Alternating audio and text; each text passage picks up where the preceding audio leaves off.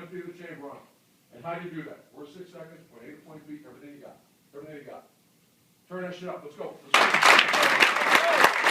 Welcome to Scoop World Order. It is already Wednesday. It is the 8th of February, which means we are less than 1 month away from spring football kicking off. Kicks off on March 7th. The date circled on everybody's calendars. There will be a ton of recruits there that first day. A lot of excitement. These guys like to get a few practices out of the way before everybody goes out and about for spring break, and then they'll be back full tilt. So really excited about this. We got some news potentially on some facilities that are rumored to be breaking ground after spring ball. So we're going to let you in on that.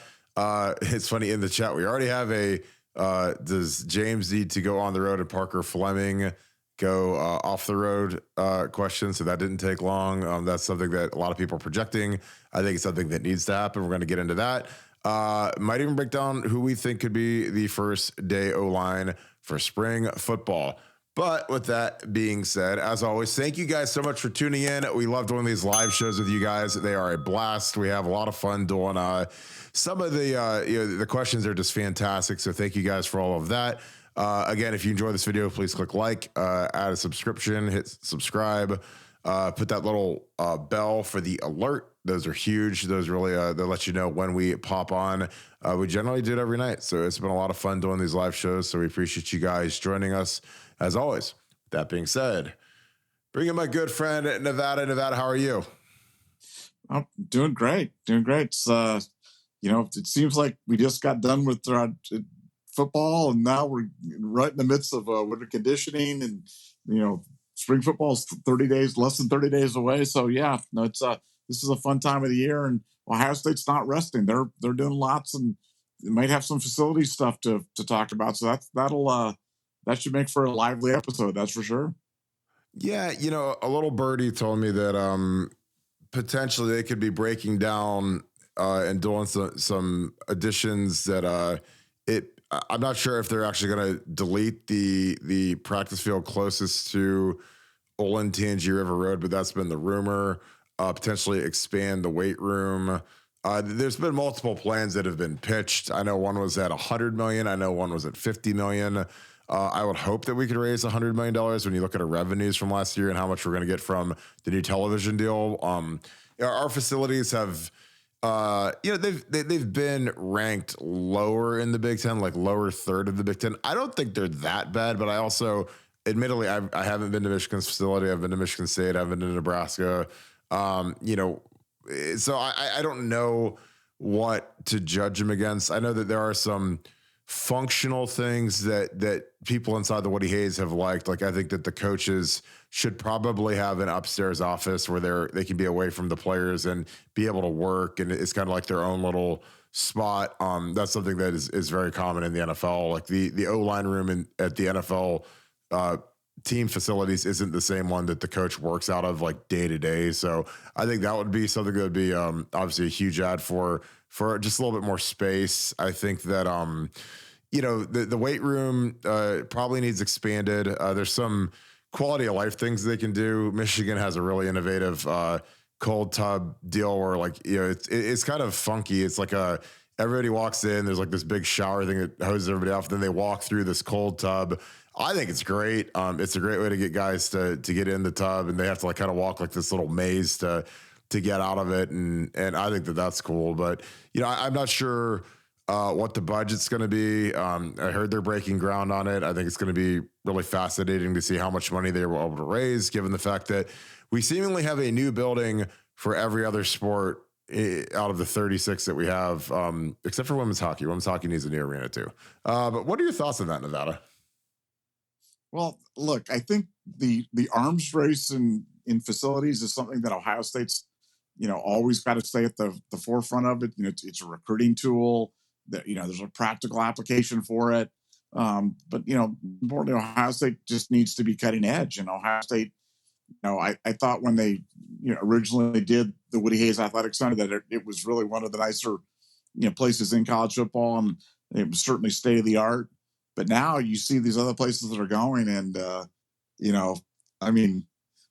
like to kind of get people's thoughts regarding what would they like to see? Like what are in other places that we don't have here?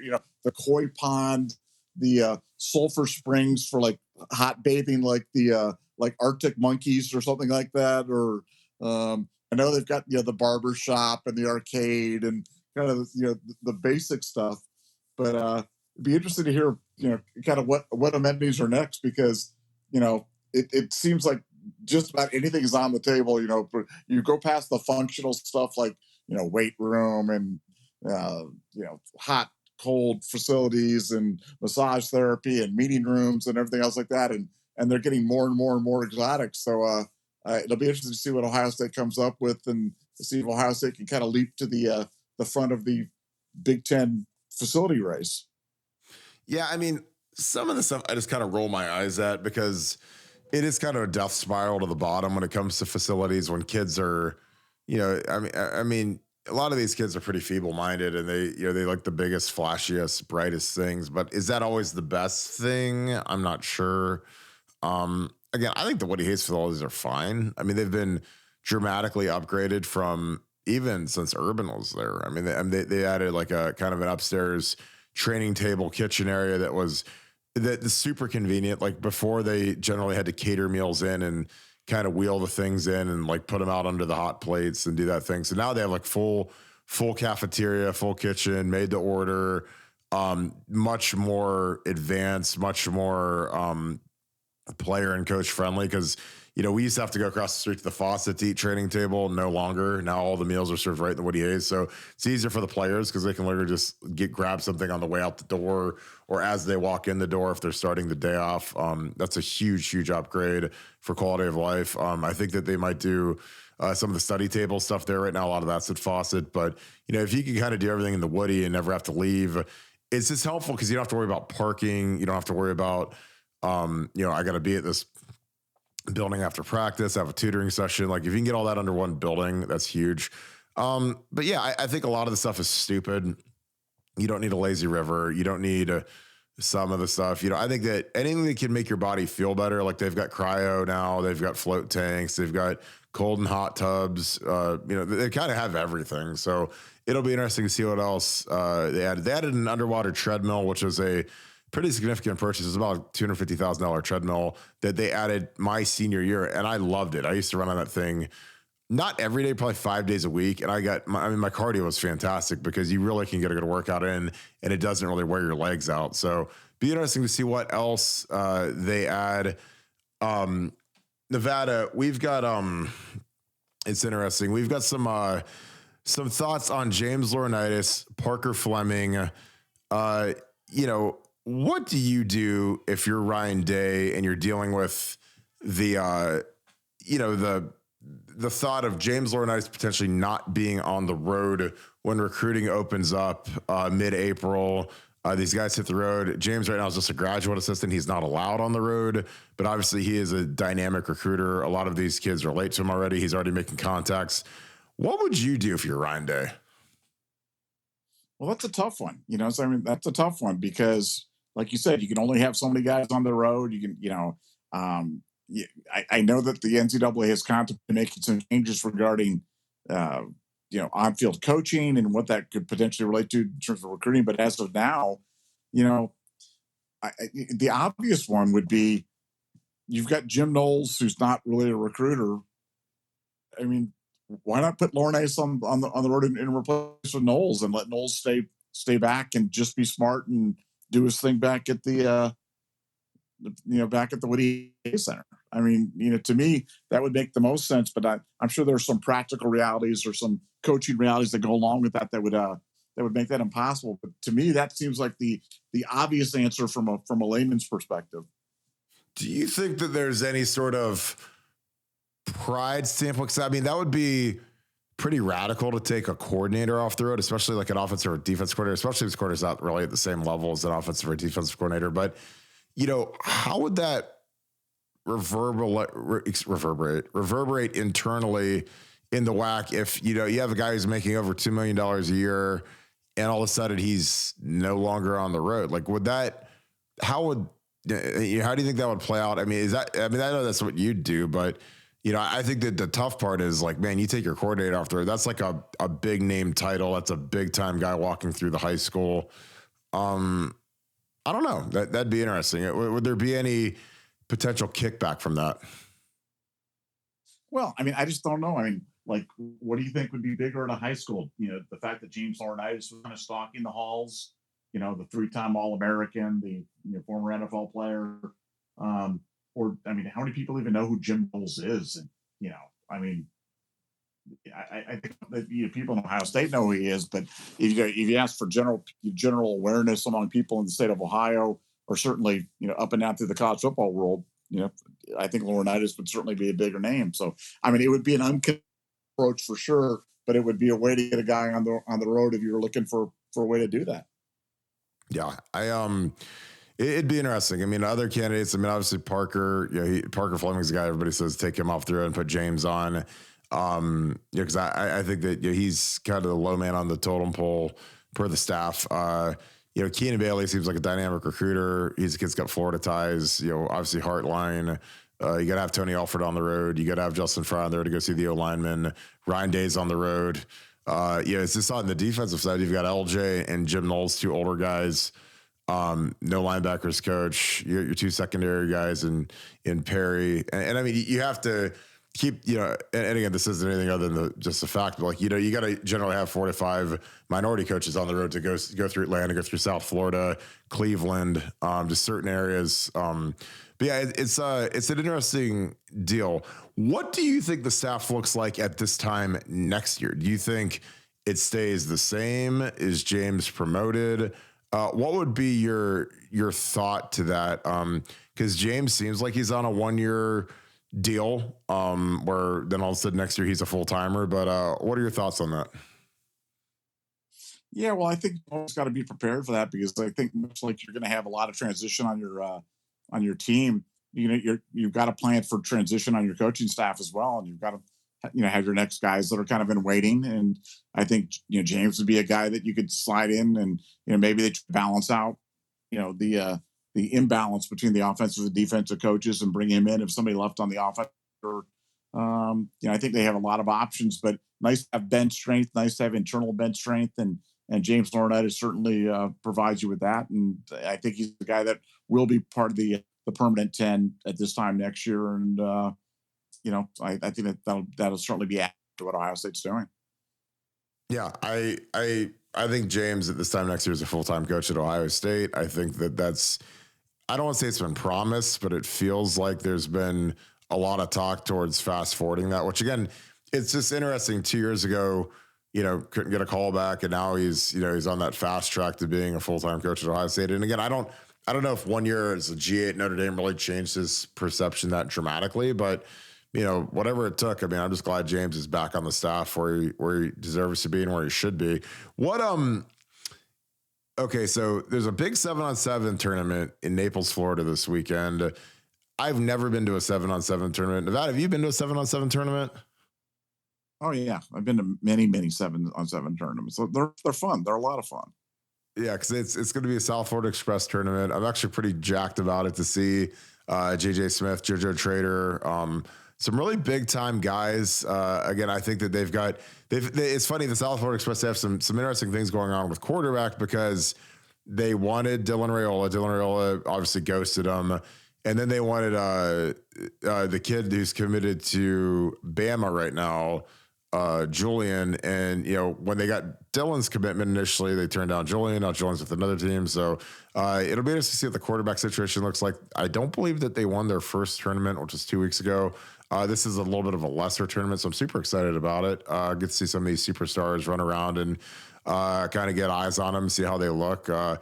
JJ Smith, who are some of the guys? Do you remember any of maybe the young stars that you've seen at some of the 7-on-7s? And were any of them like that eye-catching where you saw him, you're like, yeah, that guy's going to be a star either at Ohio State or elsewhere? Well, yeah, one of the great stories is I remember my son and we went down to watch South Express practice, and their quarterback was out there and he was just throwing the ball, and my son turned to me and goes, "That guy's gonna be in the NFL someday, Dad." And it was Teddy Bridgewater, And so it was a pretty good call. He saw that in about 2 minutes. You could just tell that he was the real deal, and he was the guy that was really slinging it. So yeah, now it's traditional for if you're going to the South Florida Express game that every time they score that you scream touchdown South Florida Express and stand up and cheer really really loud. So that's the thing you got to do. So like that'll people know that you're really that you're a big fan and you're really a knowledgeable fan if you do that at the 7-on-7 tournament. I was gonna bring like a train horn or something so I could say, like an express and just go like this every time and just have it just blast across the field because it's not a big complex they're playing at, but it's gonna be interesting to see the quality of it. I don't think the quality is gonna be near what it was at the battle that they had 2 weeks ago. There's a big tournament in Vegas, I guess, this weekend too, that kind of drains some of the top tier kids. A lot of them going out to Vegas. Nevada, how big is the footprint of 7-on-7? How important is it for Ohio State to be able to, get some of these kids that are in 7-on-7? Because I think that the development is significant. Guys like Brandon Inniss, Carnell Tate, obviously South Florida Express has had Amari Cooper, Geno Smith, like Pro Bowlers on Pro Bowlers, Patrick Surtain Jr., or the second, from Denver. They've had some big time dudes, but how important is it to have these big time competitive 7-on-7 tournaments? Because like in the state of Ohio right now for kids that play football, there really isn't anything going on other than, hey, I can go throw the football, at the practice field with my quarterback, or I can, go play football in the basketball gym, or maybe go to like a training session somewhere. There isn't organized competitive tournaments like there are in the South. How big of a deal is it, and how much do you think that these kids get advanced, not just like the overall skill set, but also, when they get to see big time competition at these type of events? Well, I think when we talk about, the slow and steady decline of Ohio football right now, Ohio high school football, I think you can point to part of it being and part of it being the fact that they don't have 7-on-7 football. I think 7-on-7 football, especially for skill players, is a huge advantage. And I understand all the reason. I think that people are well intentioned, at the Ohio School, Association level, where they want kids to do track field. They can't pay coaches to coach year round. I mean, there's all sorts of reasons why they don't do 7-on-7 football spring in the state of Ohio. But I think it's to the detriment of the overall town of Ohio. And I think it's been borne out in terms of the number of, think about the number of elite quarterbacks and, position, but quarterbacks and wide receivers coming out of the state of Ohio over the past 5 or 10 years, and compared to how it used to be. And it's a noticeable decline. And I think it's hard to really put your finger on anything else more importantly than 7-on-7 football, because it's basically giving you an entire another season to develop, concepts and defensive back concepts, route trees, understand of, how to run independent routes, and how to anticipate throws, and develop as skill players on both the offensive and defensive side of the ball. So I think Ohio is really putting themselves at a disadvantage, and ultimately it hurts Ohio State as well. So no, I think it's huge, and I wish they could figure out a way to get it done in the state of Ohio. Yeah, I agree. Or, at least let kids be able to play if they so choose out of state, because there's some kids that, kids play travel baseball and it's fine. And they play AAU basketball and it's fine. But, travel football, I think it's interesting. I know they're worried about kids getting recruited or kids getting stolen, but that's just part of football. It's part of life. There's kids still get recruited. So kids still transfer to schools where it could be more beneficial for them to get maybe a certain skill development. Maybe you're at a high school that runs the ball a lot, and you're a receiver, and you want, other than stock blocking, you're never going to get a true look like you would if you went to more of an aerial attack type of an offense. So I don't know. I hate that these kids can't get the looks. And again, it's not just the receivers and the quarterbacks, but you also have, you have the the DBs, the linebackers, safeties. They get a lot of work in man coverage, which is really hard to be good at. And I think the more reps you get of it, the easier it is. Offense has never had more advantages than they do now in the game of football at all levels, at college football and pro football levels. And it's something I wish that they would do. Because I expect this, the tournament they had 2 weeks ago was super competitive. I think kids kind of, they kind of get hardened and conditioned and calloused to being able to compete and it not really have them flinch. So I think that, when they get to college, they're more ready to compete. They're not scared of the bright lights. They're not scared of, some guy who's really good across from them because they've played 7-on-7 and they've had to guard guys that are going to Alabama or going to Georgia or going to Ohio State. And, you guard those guys and you've been doing it for, an extra round of 7-on-7 football and then spring football. Like that is just it's almost like having an extra entire season of football. It's like, it's 10 games or whatever. And I just think that it's just so important for Ohio to get that done. Cause I really think that it's a huge detriment right now to the team. Nevada, I started a thread on the board, predict the day one starting offensive line. Do you have any predictions? I'm going to read mine off first, just for the sake of making it simple. I went Zen Mikulski at left tackle, Donovan Jackson at left guard, Carson Hinsman at center, Matt Jones at right guard, Josh Fryer at right tackle. Now, obviously, the one that, it could potentially be flipped around or moved to the second team is Carson Hinsman. He's a guy who hasn't played at all. Redshirted last year, was the number one center in the country. Coming into this past year, redshirted essentially. Wasn't the first freshman off the bench. Tigra was when they got some burn early in the season. But what are your thoughts on that? Do you think that Carson Hinsman is the guy? I mean, obviously, my preferred starting line was Zen Mikulski, Donnie Jackson, Matt Jones, Enoch Vamahi at right guard, and Josh Fryer, just because Enoch is a fifth-year guy, started the Michigan game. But again, it's just tough when Justin Fry says that he's going to leave Donnie Jackson and Matt Jones at left and right guard. I don't know how you Enoch, I'm not sure Enoch's has snapped. I'm sure he probably has snapped, but he hasn't gotten any reps ever at center in a game. But what are your thoughts on the beginning of spring ball O-line? And again, this can change dramatically as guys get hurt, dinged up, don't perform, whatever. What are your thoughts on that?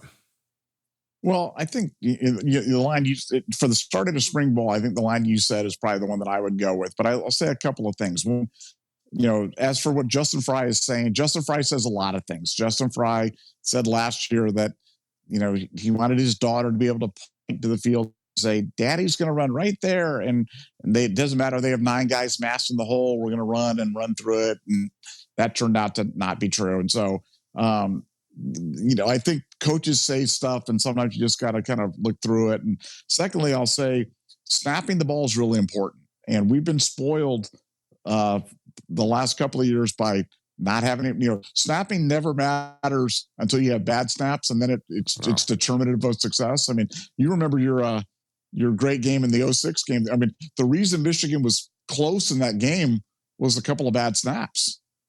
Yeah. You guys would have blown them out if it weren't. You guys rolled a couple of snaps back there, and So I really think it's going to depend upon who can snap the ball, because at the end of the day, as much shotgun as we go into, snapping the ball is really, really important. And have you ever done that, Kirk? Do you ever have an opportunity to snap the ball? I actually did it when I was in the NFL. I mean, when you're in the NFL and you're not the starting left tackle, everybody else basically has to kind of play everywhere. There's some guys that are entrenched at left tackle or right, but if you're anybody else, man, you got to know how to play guard, tackle, and center. And it was something that, like when I was at Ohio State, I was 6'5" Like when I was on the 03 team, I was the tallest guy on the entire team, which was crazy, given how good our team was. That was a lot of guys coming back from that 02 team, but we weren't a very tall crew. So I was actually the tallest guy. So, when you're the tallest guy, you don't ever anticipate playing center, but you get to the league, all of a sudden, like you have to have position versatility. And I told guys, look, unless you're Mike Adams and you're 6'8" or whatever, like you have to know how to snap the ball. You might as well get good at it now.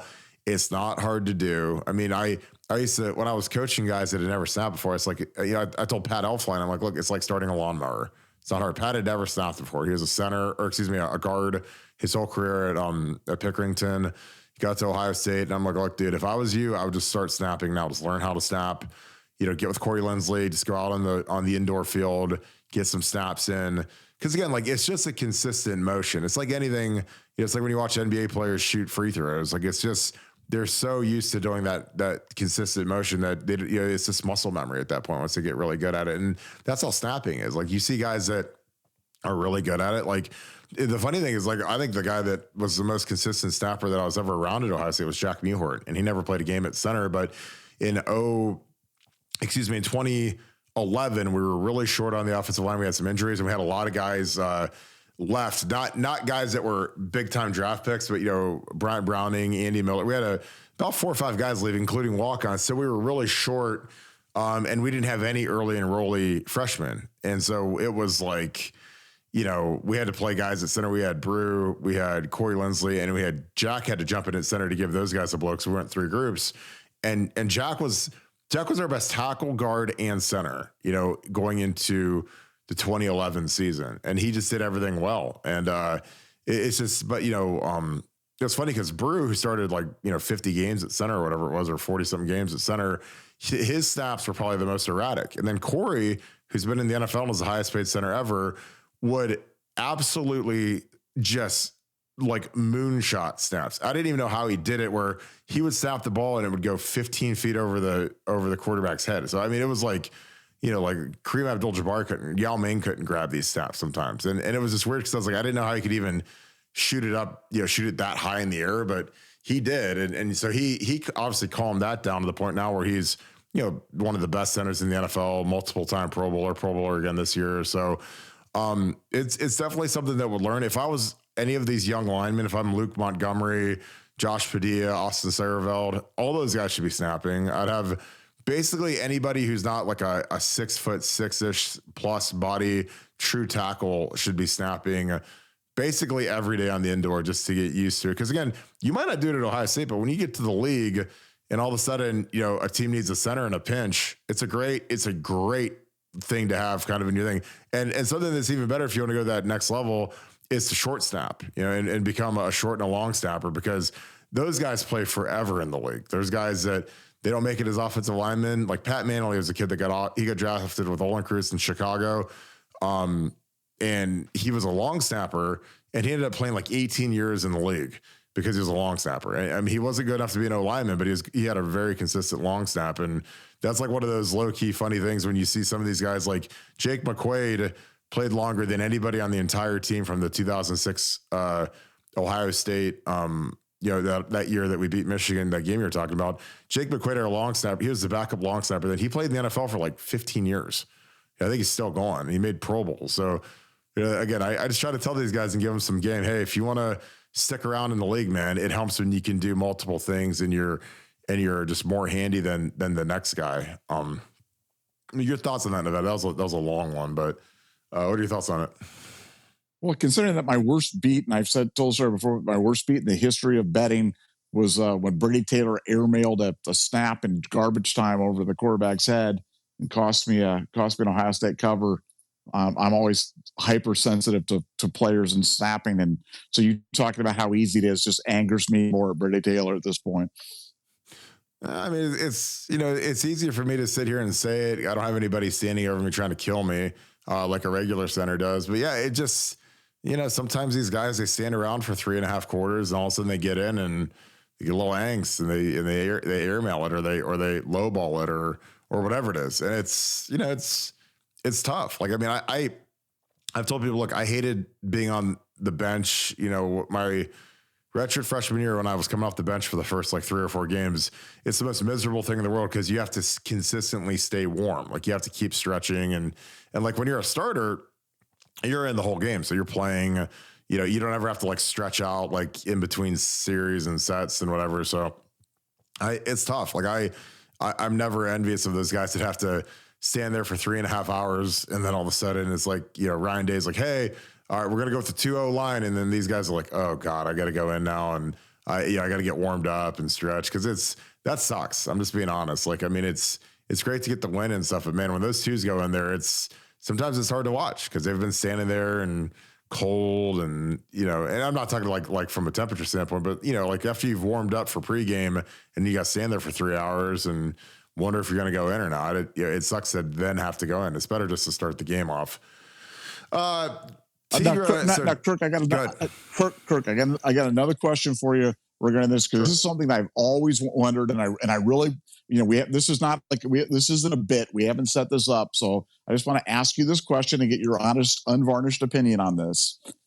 When it's 4th and a half a yard or 6 inches or whatever it is, why doesn't Ohio State just go under center and do the quarterback sneak every time? And the explanation I've heard is we don't practice it enough. We don't do the thing.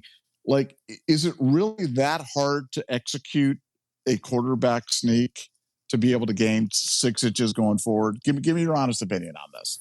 I don't think it is. I've never thought it was. I think some of these spread offensive gurus get it in their head that, oh my God, what happens? I think they just worry about other people's opinions, or they're just like, oh my God, if we're in shotgun 70 snaps in a row, and then, to win the game, we have to get a sneak, and that 71st snap is under center. And what if they bobble it? They put it on the ground, and it's like, hey, anything can happen. You can get a bad snap, but I remember like Tom Herman was like that. Like we never ran a quarterback sneak with Tom Herman. And then when we would get into victory formation, we did victory formation out of shotgun, which was something that I'd never seen before, but that was his explanation, is that all of a sudden, when you're up by 3 points and you're trying to take a knee, you're going to get into a regular under center look and then drop the ball on the ground. And then the team runs the other way, and they score, and then they're ready to fire you. And they say, oh, you were in gun the whole game until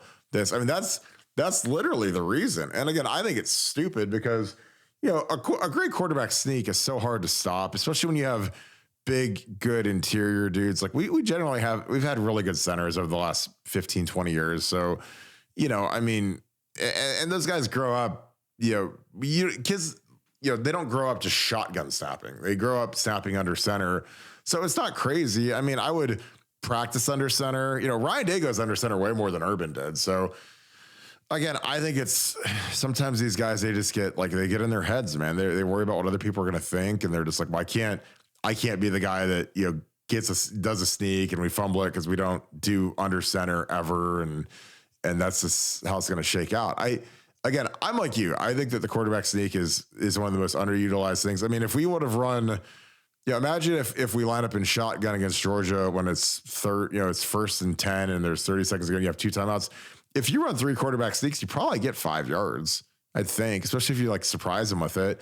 And then, all of a sudden it's a 45-yard field goal instead of a 50-yard field goal. And then we might win a national title. I don't know. When you really need a couple of yards, man, it could be, because a thing that we used to do with, as an audibles, we just call Converse, which meant sneak. You'd say any brand of shoes, Nike, Reebok, Converse, and that meant sneak, and we'd herd a line and run a quarterback sneak. And so, again, if you're seeing what Georgia's doing and they're in that funky defense and you're in gun and you have a bad run called and they're coming from depth, I mean, just run up there and sneak. There's a huge hole. You can go get 2-3 yards, fall down, call timeout. You still have, another timeout and 2 more downs before you have to kick the field goal. But I don't know. That's just my opinion. And again, that might be just completely idiotic. Obviously, I wouldn't have ran a sneak there. I'd have ran a Mecca on the jet sweep because I think that was just so open. But I digress. All right, David, my boy, I appreciate you. So my guy David Fennell has these Buckeye Soup clings. They're really nice. They're great for your car. If you go tailgating, whatever. He's got them. He's going to put his info in the chat. Anybody that wants them, he'll ship them out to you. But they're really sick. I've got one on my truck. People love it. So any of you guys are interested in that, check it out. David's also on Buckeye Scoop, so he's going to put a post up on the board, and we're going to talk a little bit about it. But I appreciate you, David. Thank you, brother. Nevada, what this is a great question. This is one I've never gotten before. This is why I love doing this show. Nevada, who would benefit the most from switching the sides of the ball like Steele and Cade Stover have done? Is there someone on the roster that you would say, man, if you switched him over to this side, he'd be dynamic, or I liked him when he was at this position in high school? Is there anybody that you can think of like that on the current roster? Well, we talked about Reed Carrico, but what I'd be looking at is I'd be looking at some of the freshman wide receivers from last year and try to switch them over to the cornerback side, a la Chris Gamble. most of these guys played both ways. These guys are all superior athletes. You've got a wide receiver room that's going to be going, your depth chart's looking like Marvin Harrison, Emeka, Julian Fleming, Brandon Ennis, Carnell Tate, you've got 8, 9, 10, 11, 12 viable guys. I'd be looking at those wide receivers and have an open tryout to see who could be the third corner for Ohio State and see if we could find that cornerback talent there, because I think that would pay the biggest dividends for them. I think it'd pay the biggest dividends for Ohio State, and it's not like it's unlimited or hasn't been before. Yeah, I agree. If you're one of those young receivers, again, because corner is exceptionally thin this spring, and it only takes one guy getting a hamstring, one guy getting a knee or a tweak or whatever, and you're really up the creek when it comes to the depth. So some of those young receivers that are 12th on the depth chart, I mean, I would be volunteering, hey, give me an audition, give me a shot. And again, it's really hard to play corner, but if you can play it, you're going to get drafted. You're going to play a long time in the league. And you could potentially contribute this year, as opposed to being behind Marvin, Emeka, Julian, Xavier Johnson, Jaden Ballard. I mean, there's some really good guys in that room right now. That's not even talking about Innocent Tate or the Rogers brothers or some of the freshmen coming in there chopping their heels. Like that middle crew has got a really, really tough go ahead in terms of fighting playing time, especially as, Brian Hartline's run a pretty short rotation and he did last year. Steve, I do not know if we have a hyperbaric room. I mean, obviously everyone's going to remember this from the Gonzalez tent. Gonzo had his little tent that he'd take on the road and sleep in or whatever. But I don't think we do. Now, I could be wrong. And that might be something. They might make the entire Woody Hayes a hyperbaric chamber, before we know it. But I know that they've got the flotation tank. I know that they've got the water treadmill. There's all these kind of niche things that are emerging, like, red light therapy and all that. So it'll be interesting to see what doohickeys they add, just because it's always kind of like, I know they have an anti-gravity treadmill, which those things cost like, those things are really expensive. Those are for rehabbing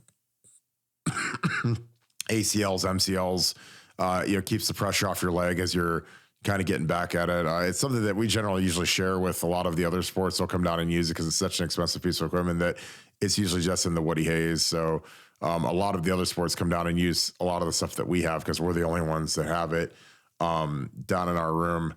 It's interesting. I think for George Fitzpatrick and Ben Chrisman, these are two guys that came up. Appreciate this question, Jesse. This is a big spring for these guys. These young guys that are in year 2-ish, it's go time, and when there's 2 open tackle spots, or if you're George Fitzpatrick, who's a kid that I really like, I think he's an ultra athletic kid. He's got to go win a spot. And, if you're not going to be the starter, you want to be the swing tackle. Again, they mentioned that they were going to bring Tigra over to be, a potentially audition at tackle. Tigra's a guy that really looked fantastic. I saw him just kind of randomly on campus. I was having lunch at Adriatico's on a Friday before the game, and he walked past and I recognized him, but I didn't think it was him because he looked really lean. I mean, he looked like he lost a significant amount of weight, body reshaped, which is great. But it'll be interesting to see if Tigra can stick a tackle. I'm not sure if he's got the feet for it.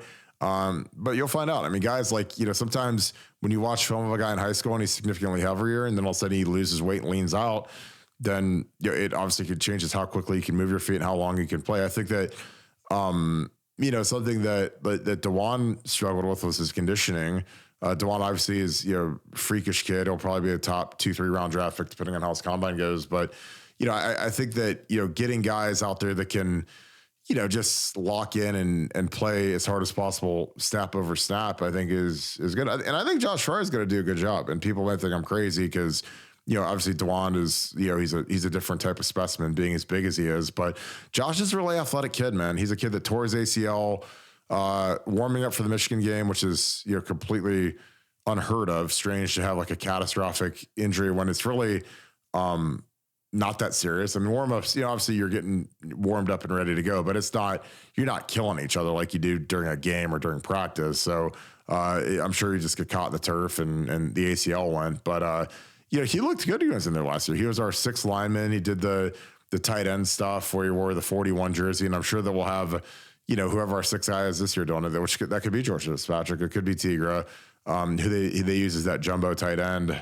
But yeah, it's a big, and for Ben Crispin, it's also huge. He's a guy mostly tackle in high school. Was playing a lot of guard with us last year.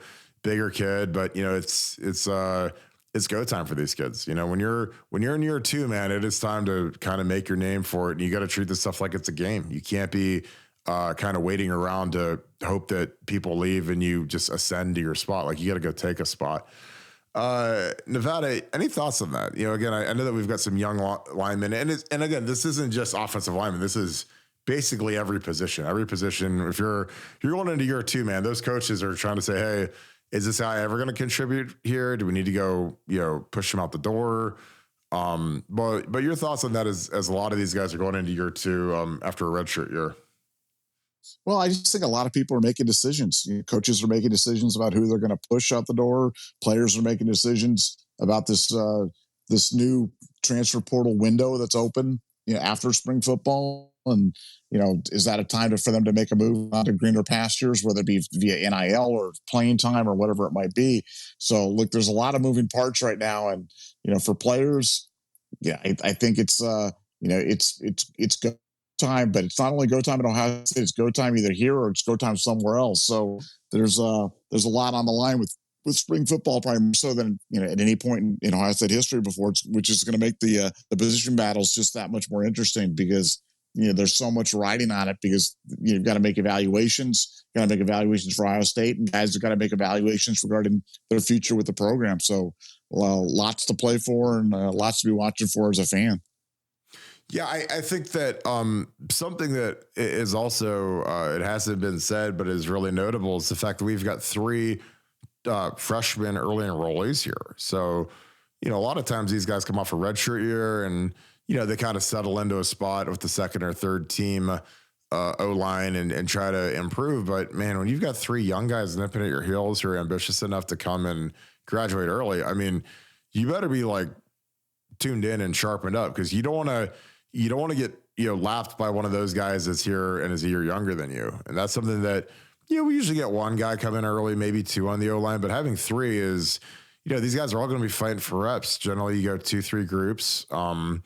Ryan Day is going to be up the O-line's behind, just because, you got to get a good evaluation on these quarterbacks. And if your O-line is giving up pressure and sacks, and, you can't get any push in the running game, then all of a sudden, the pressure and intensity is going to get turned up on that room. Because that's there's one thing to get the ire of the offensive coordinator, of the head coach, is when you're trying to get a quarterback and a receiving crew in rhythm, and we can't protect. I've been on O-lines, I've coached O-lines that had bad days in protection, and the entire offense can't function when the offensive line isn't right. So, and again, I think that part of it is early on, when you've got, a couple of new tackles out there, and, and they're going against guys. I mean, these guys got to eat their Wheaties, man. 'Cause they're going against JT Tuimoloau, they're going against Jack Sawyer. They're going against, a really, really impressive defense, 2 5-star defensive ends. So, those guys were banging with Paris and DeJuan last year. And now, those are the guys that are, they're still there. And now, you get the new tackles, with Zen Mikulski and George Fitzpatrick and Josh Fryer and all these guys. They have to go bang against those 5-star guys now, and it's a little bit of a level jump when you go from banging versus second team defensive ends to the first team defensive ends, and really the entire defense, because that first unit's always got a lot more speed, a lot more veterancy in terms of just they've played. These guys all played against Georgia, and then they're not scared of you, and these guys are. A guy like JT Tuimoloau is just foaming at the mouth because he wants to go be a top 15 pick. And the thing that keeps him from being that is he's got to get to the quarterback more. So, when it comes pass rush time, one-on-one pass rush period and third down period during team drills, man, that guy is trying to get home and just be an absolute wrecking crew. So it's going to be, like I said, for these tackles, man, it's every day has got to be it's got to be like the Michigan game. You got to get locked in and get ready to go, because, man, these guys are going to be coming for you. Nevada, I was seeing if I had Georgia's tape. I think I deleted it on our deal. Yeah, there's people in here saying Kojo, Ballard. Nevada, who would you put at punt returner this year? Would you leave Emeka out there, would you make a move and have Jaden Ballard or someone else who maybe hasn't had a role yet and could potentially take that off of Mecca's plate? Well, the first thing I would do is I would put 2 punt returners back there, because I think the idea of having one returner back there is dumb. And when Ohio State was really cooked, they put Santonio and Teddy back there. You don't have to run 40 yards whatever it is across the field to catch the ball. You get more returns that way. You get less balls hitting the ground. The guy can also come up and be an advanced blocker for the guy. I put 2 guys back there, and I'd make Emeka one of them for sure. I think this year they couldn't do it because Emeka was, part of a thin recruiting receive crew, and they didn't want to get him hurt. So I just had him back there fair catching a lot. But this year I'd be going for returns. I'd put 2 guys back, and Emeka would certainly be one of them. And I find out who the most dynamic person was, who was sure-handed enough to catch the ball. But I'd go with 2 returners back and see what we could cook up. Yeah, I agree. I miss the 2 returner days. Because that off returner can always kind of protect the normal returner. I think that the punting game has changed dramatically from when those guys played, because teams all do the sky punt now, where they don't really get a return. They kind of surround the guy. Like Urban Meyer kind of made that famous, and teams saw that if you hit it high enough and you got fast gunners, that it's really hard to get a return. I feel like Emeka predominantly was just fair catching it, and I don't know if Brian Hartline trusts any of the guys the way he trusts Emeka, because Emeka's really smooth with it. He's a guy that consistently, he doesn't double clutch or bobble the ball. So again, there's something to be said when you have a guy like that. And I'm sure Brian puts him out there because he knows that there's like a 99% chance he's just going to be catching a fair catch. So he's not worried about him getting smoked by some young gunner trying to take him out. Yeah. Nick, I appreciate that. I agree. I think Jaden Ballard should be a punt returner. I don't know. He's a kid that has barely played, a lot of speed. He's a guy. And again, Sarge, I like the Chip returning kickoffs. Yeah, that lasted for like 1 game. So I don't know if Chip's going to be returning kickoffs. It'll be interesting to see the role Chip has. Luke Montgomery, I just threw his tape up because Jesse brought up about him playing center. With Luke, I just think that when you have Josh Padilla in your class, Josh is pretty much a true center. Austin Seyerveld is pretty much a true guard. I think Luke almost by definition has to play out at tackle. I think he has the feet to play tackle. He's the Army boy, he played tackle. I think he's got to put him out at tackle and to see if he can handle it. Cause I know he's athletic enough to do it. Not sure if he's long enough to do it, cause he's not a super tall kid, but he's got great feet. And I think that he's the kind of guy that over this next month, his star will rise, because once they start doing some of these 6 a.m. agility workouts and mat drills and some of that stuff, he's a kid that can like rise to the top and really show out, because he's in such great shape. He's so athletic.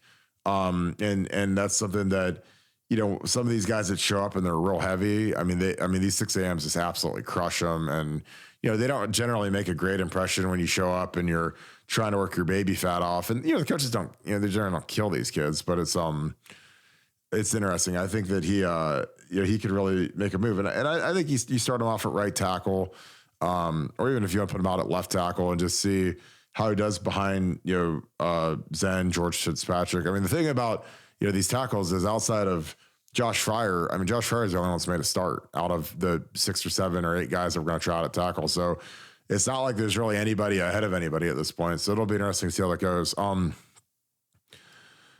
Sonny, all right, this is interesting. I was a high school coach when Tressel was hired, but I was nervous that he was a 1AA coach. Nevada, were there concerns when Jim Tressel was hired? I can't even imagine how that went over in message board land. This is probably like in AOL days, 2001. But Nevada, your thoughts on that question? How concerned were, I guess, kind of the insiders at Ohio State when Jim Tressel was named the new head coach at Ohio State?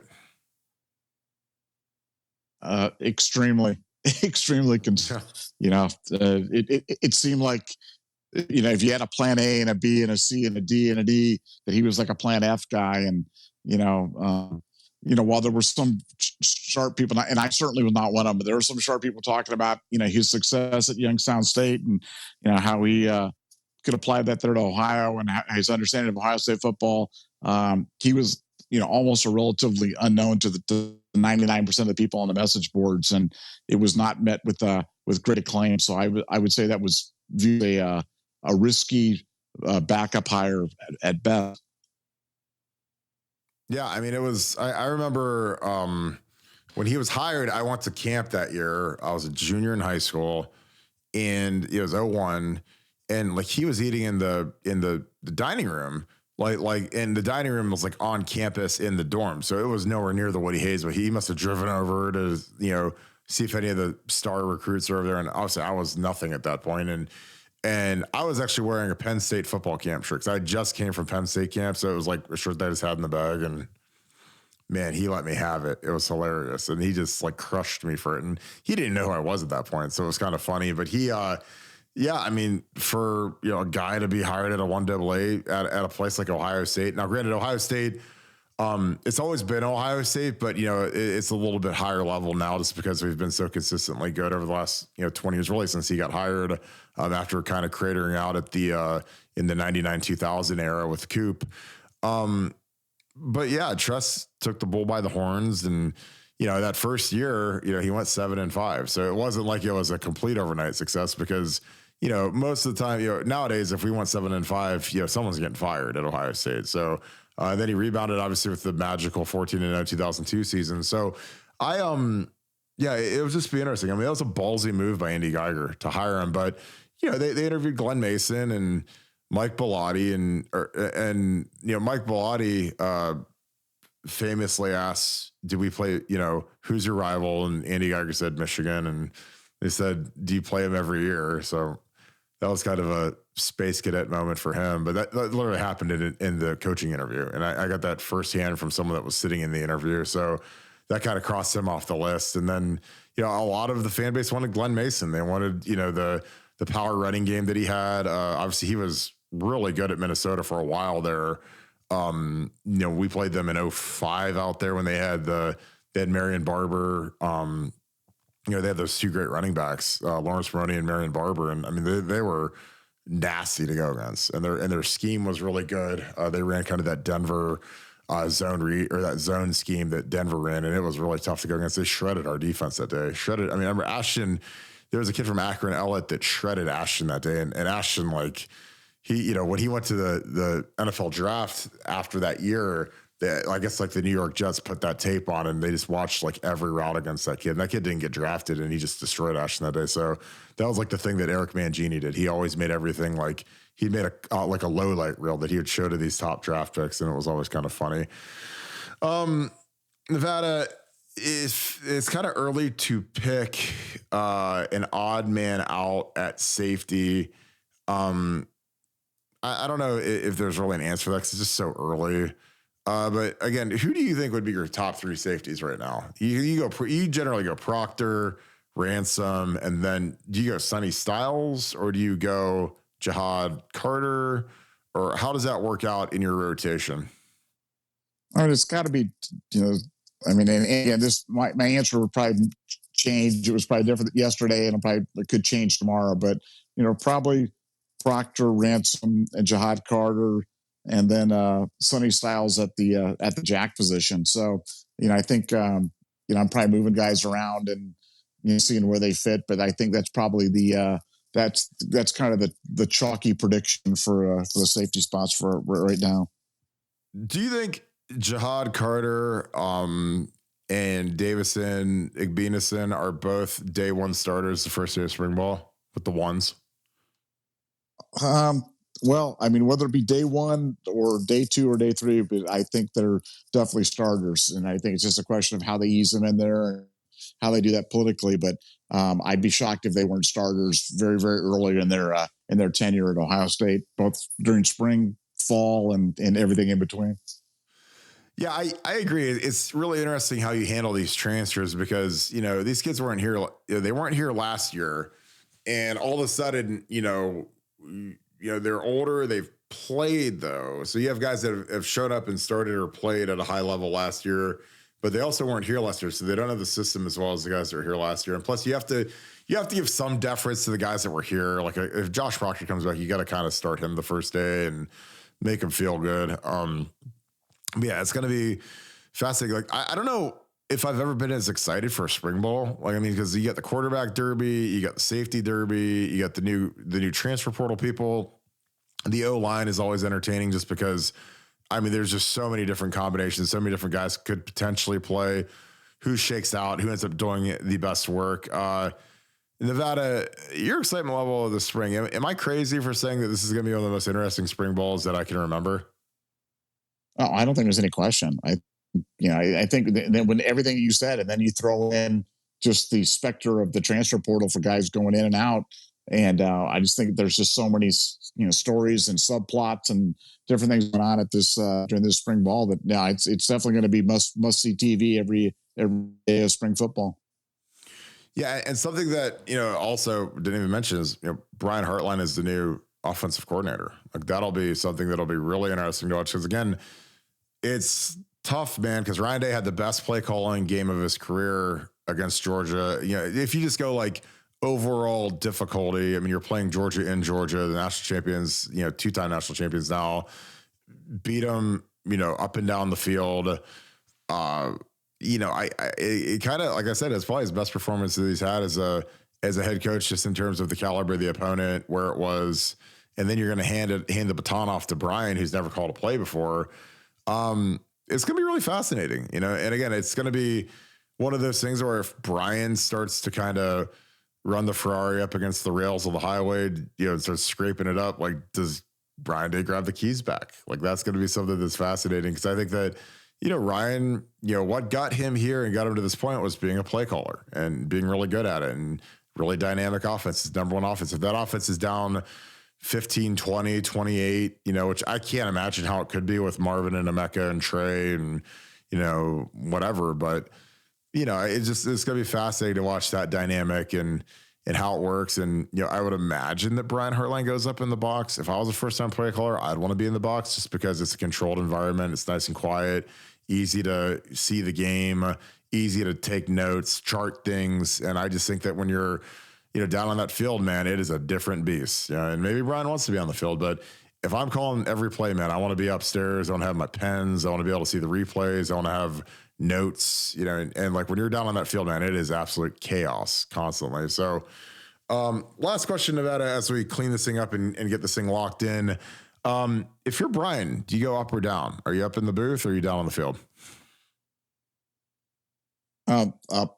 Easy. It's up. And also, this is an important point. And I think, we keep talking about this, play calling thing, like this was Ryan Day's decision. And so whether Ryan will take back the keys, this decision was made for Ryan. Ryan was told to give up the play calling. So this isn't like, hey, it's like dad tells you to give up the keys, and you're like, well, I'm not sure he's going to take the car out on Saturday night. No, he had the play calling taken away from him. So I don't think I don't think he'll be pulling it back. Unless that changes on high. I think they want Ryan to be more of a CEO, more of an administrator of the entire program, not just the offense. And I think that this was made, 4 pay grades ahead of, above him, and that's why I think it'll be that way. It's fascinating stuff. Well, going to wrap this thing up. Any final words, Nevada, as we clean this thing up and head over to BuckeyeScoop.com? No, just ball 30 days away. Can't wait. Interesting things, and we'll try to get a little bit more details regarding the improvements of the Woody Hayes Athletic Center and the new facilities for Ohio State, whether it be the simulated flight thing, or the bonsai pipeline thing, or the dual threat miniature golf koi pond death shark adventure. Yeah, they should have like dolphin adventure. If they had like a dolphin adventure in the WAs, that'd be awesome. Like Star Wars land, like you're at Disney World. Yeah, exactly. Build your own lightsaber, build your own droid. Yeah, that'd perfect. Be great. Perfect. I like it. Cool. Well, there you go. There you have it. So to wrap this thing up. Appreciate you guys as always tuning in. Great show. Again, great questions. Appreciate you. As always, I see my regulars on here. Thank you guys for being on here. Again, you guys bring some great stuff, a lot of great insight, and a lot of stuff that I love to talk about and kind of clear up for you. You guys bring the questions, we bring the answers. If you enjoy this, BuckeyeScoop.com is a spot for you. The #1 Ohio State community online. We're growing like mad. Great community, super active, really intelligent posters, great discourse, a lot of debate. We watched the LeBron game live, game threads. It's just a wild time. We love it on there. So we appreciate you guys. If you enjoyed this video, please leave us a like and click subscribe. The subscriptions are huge for us. The likes are huge for us. Those really add up. Again, they bump us up the algorithm. So you guys are directly a part of why we are doing so well on our YouTube channel. So thank you guys so much. If you guys are listening to us on Spotify or Apple Podcasts, please leave us a 5-star review. Those are huge. Again, helps people find the show and grow the show. So thank you guys again for that. With that being said, I'm heading over to BuckeyeScoop.com for the rest of the night. If you enjoyed this, you got more questions, that's the spot to be at. So appreciate you guys. I'm going to talk to you guys tomorrow. Thank you, Buckeye Nation, and thank you so much, Scoop family. Again, appreciate you as always. Have a great rest of your day. Go Bucks.